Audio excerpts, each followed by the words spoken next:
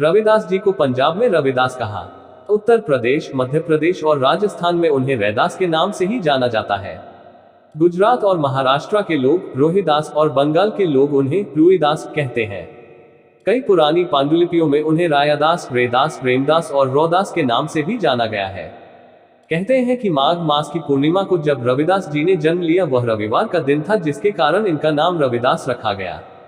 उनका जन्म माघ माह की पूर्णिमा को हुआ था। इस वर्ष 27 फरवरी 2021 को उनकी जयंती मनाई जाएगी। संत शिरोमणि कवि रविदास का जन्म माघ पूर्णिमा को 1376 ईस्वी को उत्तर प्रदेश के वाराणसी शहर के गोवर्धनपुर गांव में हुआ था। उनकी माता का नाम कर्मा देवी कलसा तथा पिता का नाम संतोख दास रघु था।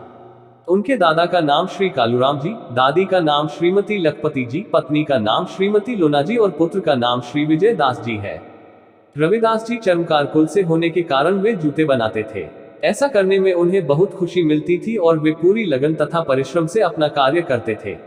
उनका जन्म ऐसे समय में हुआ था जब उत्तर भारत के कुछ क्षेत्रों में मुगलों का शासन था। चारों ओर अत्याचार, गरीबी, भ्रष्टाचार व अशिक्षा का बोलबाला था।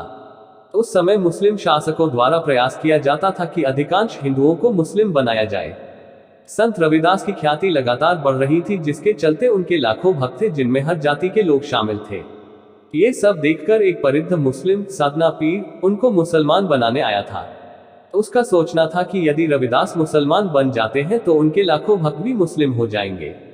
ऐसा सोचकर उन पर हर प्रकार से दबाव बनाया गया था, लेकिन संत रविदास तो संत थे, उन्हें किसी हिंदू या मुस्लिम से नहीं, मानवता से मतलब था।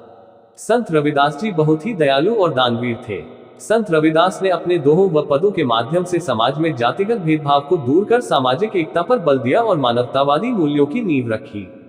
रविदास जी ने सीधे सीधे लिखा कि रैदास जन्म के कारणे होत न कोई नीच, नर को नीच करदारी है, ओछे कर्म की नीच, यानी कोई भी व्यक्ति सिर्फ अपने कर्म से नीच होता है। जो व्यक्ति गलत काम करता है वो नीच होता है। कोई भी व्यक्ति जन्म के हिसाब से कभी नीच नहीं होता। संत रविदास ने अपनी कविताओं के लिए जनसाधारण की ब्रजभाषा का प्रयोग किया है। साथ ही इसमें अवधी, राजस्थानी, खड़ी बोली और रेखता यानी उर्दू फारसी के शब्दों का भी मिश्रण है। रविदास जी के लगभग 40 पद सिख धर्म के पवित्र धर्म ग्रंथ गुरु ग्रंथ साहब में भी सम्मिलित किए गए हैं। कहते हैं कि स्वामी रामानंदाचार्य वैष्णव भक्तिधारा के महान संत हैं। संत रविदास उनके शिष्य थे। संत रविदास तो संत कबीर के समकालीन व गुरु भाई माने जाते हैं। स्वयं कबीरदास जी ने संतन में रविदास कहकर इन्हें मान्यता दी है। राजस्थान की कृष्ण भक्त कवित्री मीराबाई उनकी शिष्या थी। ये भी कहा जाता है कि चित्तौड़ के राणा सांगा की पत्नी झाली रानी उनकी शिष्या बनी थी। वहीं चित्तौड़ में संत रविदास की छतरी बनी हुई है। मान्यता है कि वे वहीं से स्वर्गारोहण कर गए थे। हालांकि इसका कोई आधिकारिक विवरण नहीं है, लेकिन कहते हैं कि वाराणसी में 1540 ईस्वी में उन्होंने देह छोड़ दी थी। वाराणसी में संत रविदास का भव्य मंदिर और मठ है, जहां सभी जाति के लोग दर्शन करने के लिए आते हैं।